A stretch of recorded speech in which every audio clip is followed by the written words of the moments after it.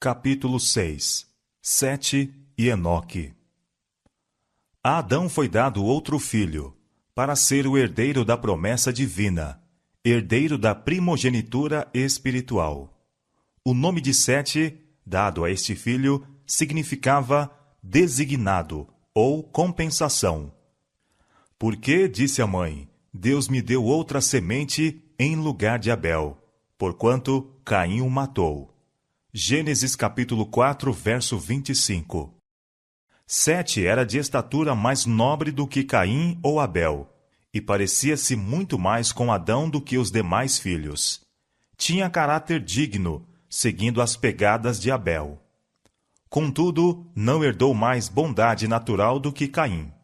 Com referência à criação de Adão, acha-se dito: a semelhança de Deus o fez.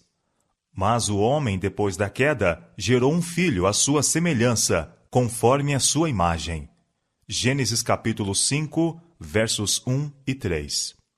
Ao passo que Adão foi criado sem pecado, à semelhança de Deus, Sete, como Caim, herdou a natureza decaída de seus pais, mas recebeu também conhecimento do Redentor e instrução em justiça. Pela graça divina, serviu e honrou a Deus, e trabalhou como teria feito Abel, caso ele vivesse, para volver a mente dos homens pecadores à reverência e obediência a seu Criador. E a Sete mesmo também nasceu um filho, e chamou seu nome Enos. Então se começou a invocar o nome do Senhor. Gênesis capítulo 4, verso 26. Os fiéis haviam antes adorado a Deus, mas, como aumentassem os homens, a distinção entre as duas classes se tornou mais assinalada. Havia uma franca profissão de fidelidade para com Deus por parte de uma, assim como de desdém e desobediência havia por parte da outra. Antes da queda, nossos primeiros pais tinham guardado o sábado, que fora instituído no Éden, e depois de sua expulsão do paraíso, continuaram sua observância. Haviam provado os amargos frutos da desobediência e aprenderam que todos os que pisam os mandamentos de Deus, mais cedo ou mais tarde, aprenderão que os preceitos divinos são sagrados e imutáveis e que a pena da transgressão certamente será infligida. O sábado foi honrado por todos os filhos de Adão que permaneceram fiéis para com Deus. Mas Caim e seus descendentes não respeitaram o dia em que Deus repousara. Escolheram seu próprio tempo para o trabalho e para o descanso, sem consideração para com o mandado expresso de Jeová. Recebendo a maldição de Deus, Caim se retirou da casa do pai. Escolheu a princípio para si a ocupação de cultivador do solo, e então fundou uma cidade, chamando-a pelo nome de seu filho mais velho. Saíra da presença do Senhor, rejeitara a promessa do Éden restaurado, a fim de buscar suas posses e gozos na terra sob a maldição do pecado, ficando assim à frente daquela grande classe de homens que adoram o Deus deste mundo. No que diz respeito aos meros progressos terrestres e materiais, distinguiram-se os seus descendentes. Não tomavam, porém, em consideração a Deus, e estavam em oposição aos seus propósitos em relação ao homem. O crime de assassínio, para o qual Caim abrira o caminho, Lameque, o quinto descendente, acrescentou a poligamia, e desafiador jactancioso, reconhecia a Deus apenas para inferir da vingança sobre Caim a certeza para sua própria segurança. Abel levara a vida pastoral, habitando em tendas ou barracas, e os descendentes de Sete seguiram o mesmo método de vida, considerando-se estrangeiros e peregrinos na terra, a buscar uma pátria melhor, isto é, a celestial. Hebreus capítulo 11, versos 13 e 16. Por algum tempo, as duas classes permaneceram separadas.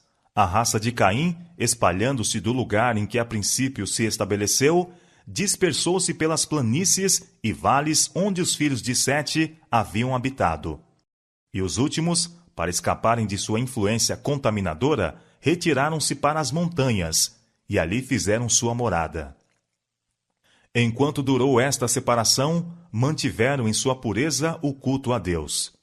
Mas, com o correr do tempo, arriscaram-se pouco a pouco a misturar-se com os habitantes dos vales. Esta associação produziu os piores resultados. Viram os filhos de Deus que as filhas dos homens eram formosas. Gênesis capítulo 6, verso 2. Os filhos de Sete, atraídos pela beleza das filhas dos descendentes de Caim, desagradaram ao Senhor, casando-se com elas. Muitos dos adoradores de Deus foram seduzidos ao pecado pelos engodos que constantemente estavam agora diante deles, e perderam seu caráter peculiar e santo. Misturando-se com os depravados, tornaram-se semelhantes a eles, no espírito e nas ações. As restrições do 7º mandamento eram desatendidas, e tomaram para si mulheres de todas as que escolheram. Os filhos de Sete entraram pelo caminho de Caim, fixaram a mente na prosperidade e gozos mundanos, e negligenciaram os mandamentos do Senhor. Os homens se não importaram de ter conhecimento de Deus. Em seus discursos se desvaneceram, e seu coração insensato se obscureceu. Por isso, Deus os entregou a um sentimento perverso. Romanos capítulo 1, verso 21 e verso 28. O pecado propagou-se largamente na terra como uma lepra mortal. Durante quase 1000 anos, Adão viveu entre os homens como testemunha dos resultados do pecado. Procurou fielmente opor-se à onda do mal. Fora-lhe ordenado instruir sua posteridade no caminho do Senhor, e cuidadosamente guardou como um tesouro aquilo que o Senhor lhe revelou, e repetiu às sucessivas gerações.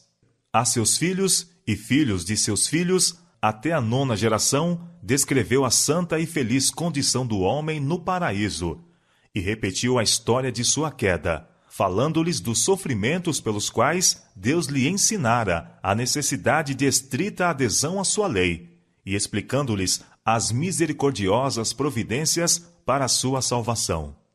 Todavia, poucos houve que deram atenção às suas palavras. Frequentemente, defrontava ele com amargas exprobrações pelo pecado que acarretara tal desgraça à sua posteridade. A vida de Adão foi de tristeza, humildade e contrição. Quando deixou o Éden, o pensamento de que ele deveria morrer fazia-o estremecer de horror. Pela primeira vez teve ciência da realidade da morte na família humana, quando Caim, seu primogênito, se tornou o assassino de seu irmão.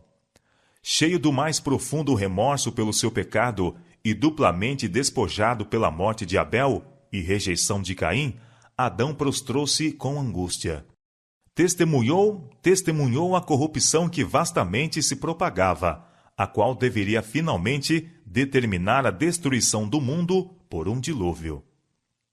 E posto que a sentença de morte pronunciada contra ele por seu Criador tivesse a princípio parecido terrível, contudo, após contemplar quase durante 1000 anos os resultados do pecado, compreendeu que havia misericórdia da parte de Deus ao dar fim a uma vida de sofrimento e tristeza. Apesar da impiedade do mundo antediluviano, aquela época não era, como frequentemente tem sido suposto, de ignorância e barbárie. Ao povo concedeu-se a oportunidade de atingir uma elevada norma de moral e adiantamento intelectual. Possuíam grande força física e mental, e suas vantagens para adquirirem tanto conhecimento religioso como científico eram sem rival. É um erro supor que, porque vivessem até uma prolongada idade, seu espírito tardiamente amadurecia. Suas faculdades intelectuais logo se desenvolviam, e os que acalentavam o temor de Deus e viviam em harmonia com a sua vontade, continuavam a crescer em ciência e sabedoria durante toda a vida. Se pudessem colocar em contraste os ilustres sábios de nosso tempo com os homens da mesma idade que viveram antes do dilúvio, mostrar-se-iam os primeiros grandemente inferiores não só em força intelectual como física. Assim como os anos do homem diminuíram e diminuiu sua resistência física, assim suas capacidades mentais se reduziram. Há homens que hoje se aplicam ao estudo durante um período de 20 a 50 anos, e o mundo se enche de admiração com as suas realizações. Mas quão limitadas são tais aquisições em comparação com as de homens cujas capacidades mentais e físicas estiveram a desenvolver-se durante séculos. É verdade que o povo dos tempos modernos tem o benefício das consecuções de seus predecessores. Os homens dotados de mentes superiores, que planejaram, estudaram e escreveram, deixaram sua obra para aqueles que se seguiram. Mas, mesmo sob este ponto de vista, e tanto quanto respeita aos meros conhecimentos humanos, quão maiores as vantagens dos homens daqueles antigos tempos? Tiveram entre si durante centenas de anos aquele que fora formado à imagem de Deus, a quem o próprio Criador declarou bom. O homem que Deus instruíra em toda a sabedoria relativa ao mundo material. Adão aprendera do Criador a história da criação. Ele mesmo testemunhara os acontecimentos de 9 séculos e comunicou seu saber aos seus descendentes. Os antediluvianos não tinham livros, não tinham registros escritos, mas com seu grande vigor físico e mental possuíam forte memória, capaz de aprender e reter aquilo que lhes era comunicado, e por sua vez transmiti-lo intacto à posteridade. E durante centenas de anos houve 7 gerações vivendo na Terra contemporaneamente, tendo a oportunidade de consultarem entre si e aproveitar cada uma dos conhecimentos e experiência de todas. As vantagens gozadas pelos homens daquela época para adquirirem conhecimento de Deus, mediante suas obras, nunca foram desde então igualadas. E assim, longe de ser uma era de trevas religiosas, foi ela de grande luz. Todo mundo teve oportunidade de receber instrução de Adão, e os que temiam ao Senhor tinham também a Cristo e os anjos como seus instrutores.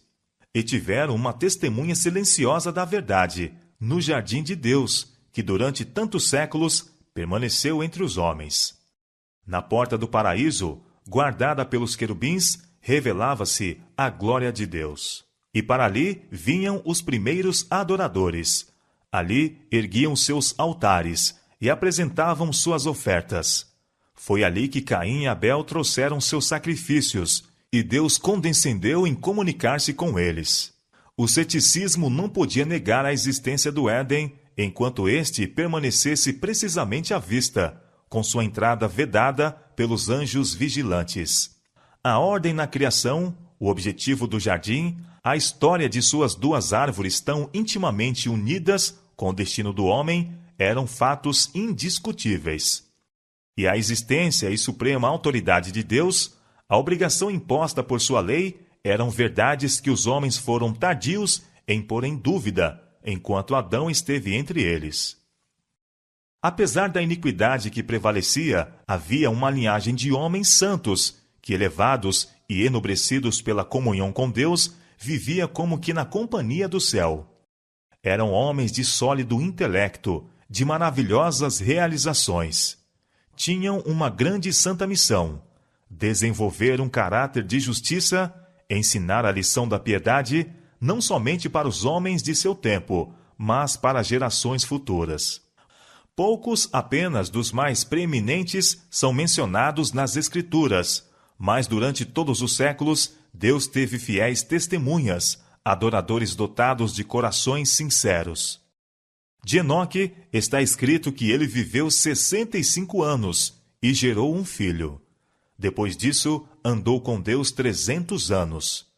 Durante aqueles primeiros anos, Enoque amara e temera a Deus, e guardara os seus mandamentos.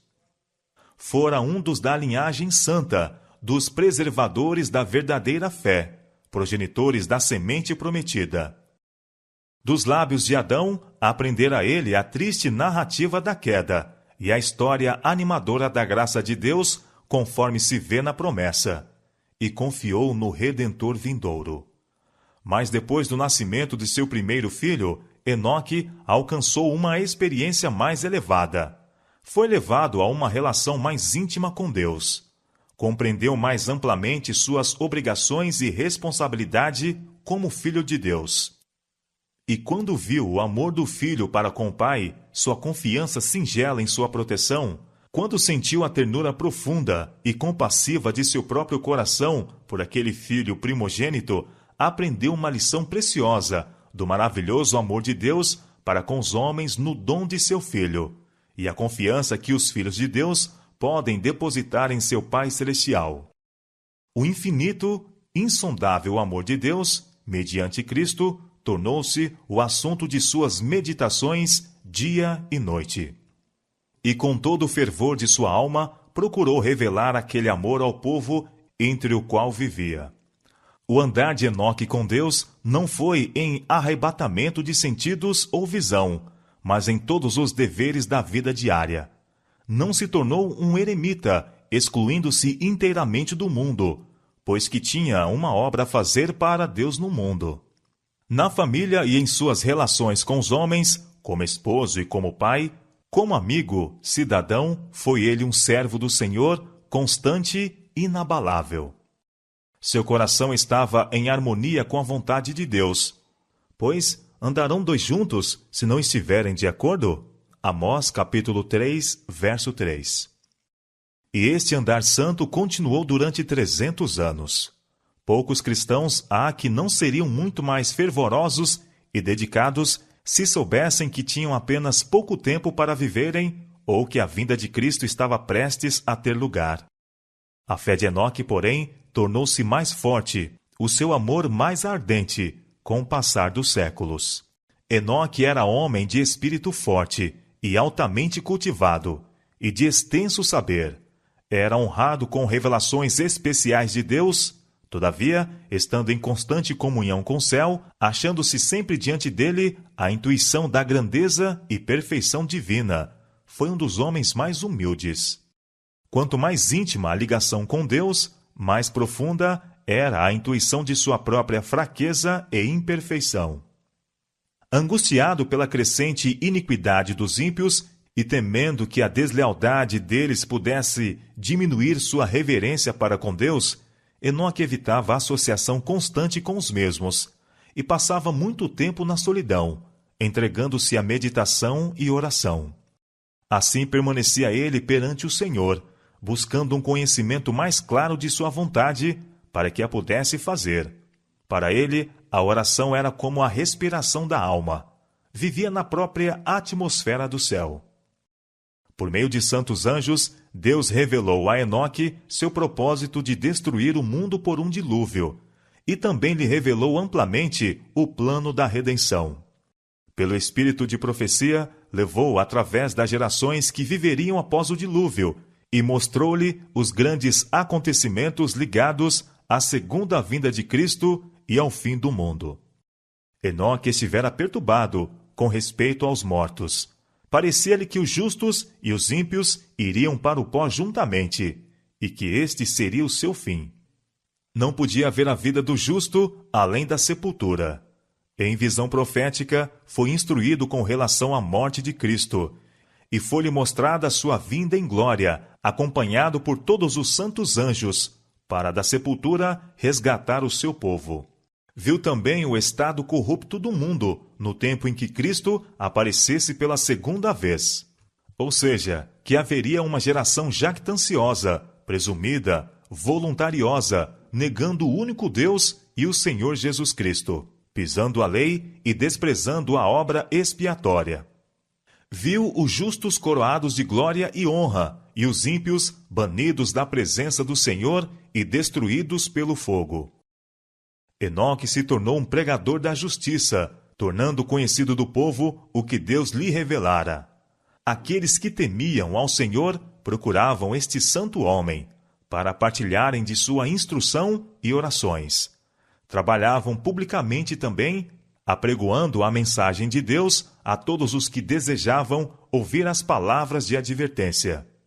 Seus labores não se restringiam aos setitas. Na terra em que Caim procurara fugir da presença divina, o profeta de Deus tornou conhecidas as maravilhosas cenas que haviam passado ante a sua visão. Eis, declarou ele, que é vindo o Senhor com milhares de seus santos, para fazer juízo contra todos e condenar dentre eles todos os ímpios, por todas as suas obras de impiedade. São Judas, versos 14 e 15. Ele foi destemido reprovador do pecado. Enquanto pregava ao povo de seu tempo o amor de Deus em Cristo e insistia com eles para abandonarem seus maus caminhos, censurava a iniquidade prevalecente e advertia os homens de sua geração de que o juízo cairia sobre o transgressor. Era o Espírito de Cristo que falava por meio de Enoque. Aquele Espírito se manifesta não somente em expressões de amor, compaixão e rogos. Não são somente coisas agradáveis que são faladas pelos homens santos. Deus põe no coração e lábios de seus mensageiros verdades penetrantes, incisivas, como a espada de 2 gumes. O poder de Deus que opera em seu servo era sentido pelos que o ouviam.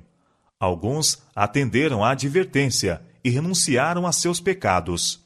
Mas as multidões zombavam da solene mensagem e continuaram com mais ousadia em seus maus caminhos. Os servos de Deus devem levar uma mensagem semelhante ao mundo nos últimos dias, e esta também será recebida com incredulidade e zombaria. O mundo antediluviano rejeitou as palavras de advertência daquele que andava com Deus. Assim, a última geração escarnecerá das advertências dos mensageiros do Senhor. Em meio de uma vida de trabalhos ativos, Enoque perseverantemente manteve comunhão com Deus. Quanto maiores e mais insistentes eram seus trabalhos, mais constantes e fervorosas eram as suas orações. Ele continuava a segregar-se em certos períodos de toda a sociedade. Depois de permanecer por algum tempo entre o povo, trabalhando para os beneficiar pela instrução e exemplo, retirava-se para passar algum tempo em solidão, tendo fome e sede daquele conhecimento divino que somente Deus pode comunicar. Tendo desta maneira comunhão com Deus, Enoque vinha a refletir cada vez mais a imagem divina. Seu rosto estava radiante de uma santa luz, da própria luz que resplandece no semblante de Jesus.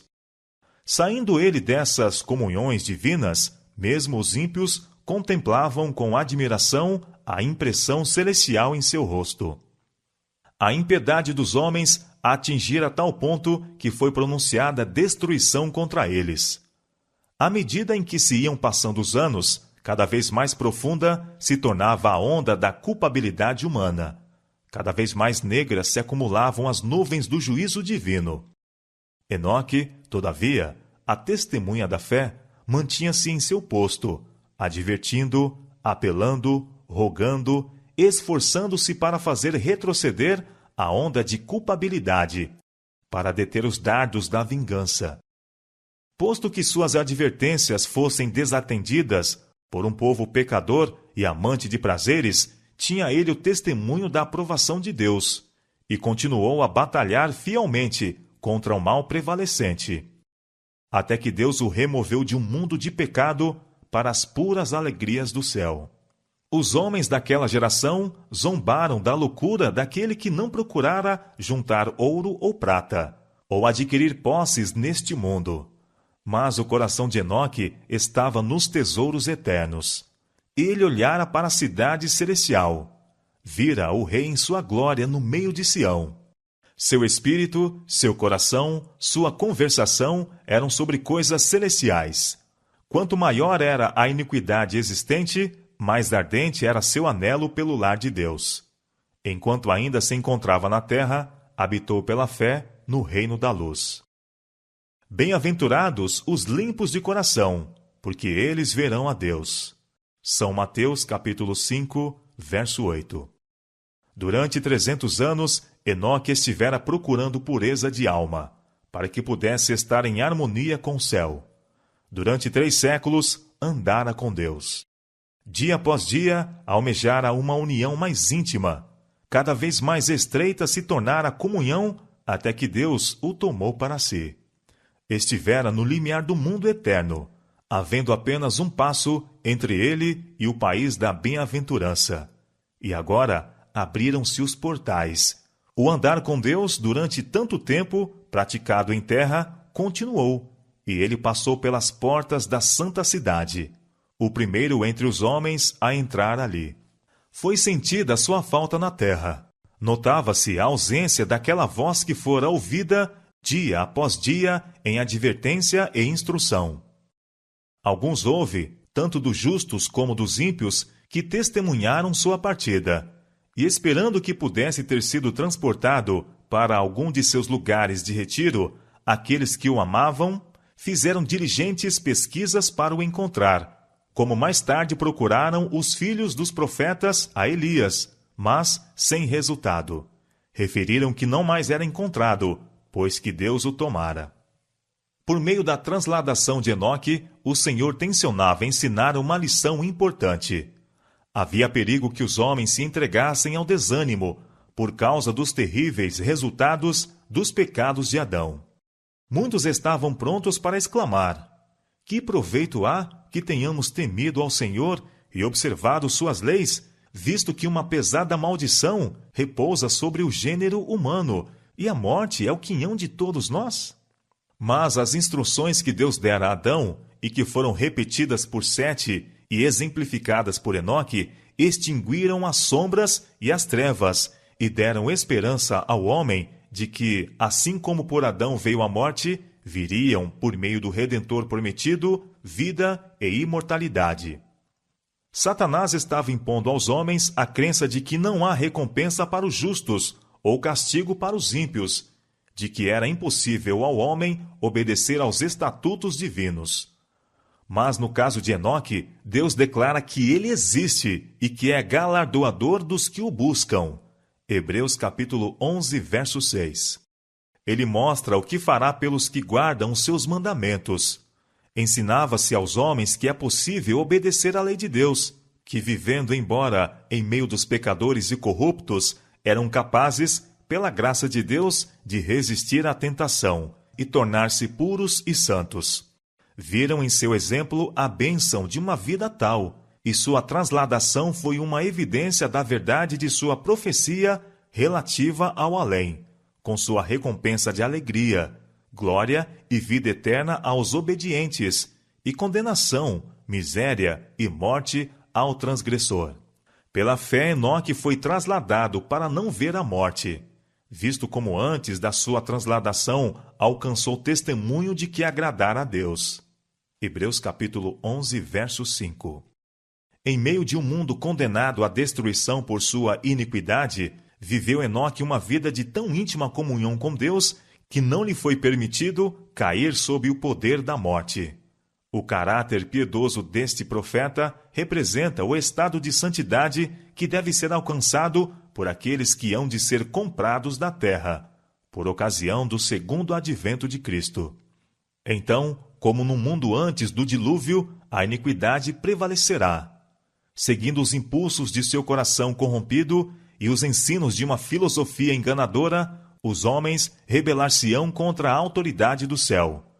Mas, como Enoque, o povo de Deus procurará pureza de coração e conformidade com sua vontade, até que reflitam a semelhança de Cristo. Como Enoque, advertirão o mundo da segunda vinda do Senhor e dos juízos que cairão sobre os transgressores, e pela sua santa conversação e exemplo condenarão os pecados dos ímpios. Assim como Enoque foi trasladado para o céu antes da destruição do mundo pela água, assim os justos vivos serão trasladados da terra antes da destruição desta pelo fogo. Diz o apóstolo: nem todos dormiremos, mas todos seremos transformados, no momento, num abrir e fechar de olhos, ante a última trombeta. Porque o mesmo Senhor descerá do céu, com alarido, e com voz de arcanjo, e com a trombeta de Deus. A trombeta soará, e os mortos ressuscitarão incorruptíveis, e nós seremos transformados. Os que morreram em Cristo ressuscitarão primeiro. Depois nós, os que ficarmos vivos, seremos arrebatados, juntamente com eles nas nuvens, a encontrar o Senhor nos ares. E assim estaremos para sempre com o Senhor. Portanto, consolai-vos uns aos outros com estas palavras. 1 Coríntios capítulo 15, versos 51 e 52. E 1 Tessalonicenses capítulo 4, versos 16 a 18.